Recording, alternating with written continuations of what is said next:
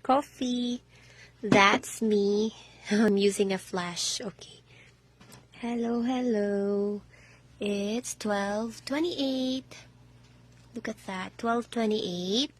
At yung guard po natin ngayon ay isang tisoy. Hello, sir.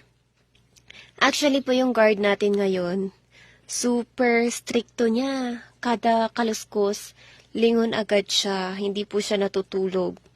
24 oras na nakatitig ang ating guard. Oh, ang cute po ng ating guard. At pag may narinig po siyang daga, or konting kaluskos lang, lumalaki agad yung mata niya.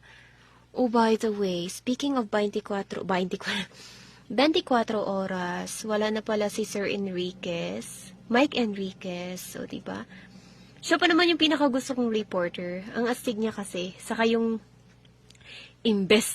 investigador. Ganun. Yun lang. Ganun talaga ang life, no? Pero, idol ko siya. Ito din, idol ko. Alam nyo ba, kumain ito ng daga kanina. Sa sobrang gutom siguro.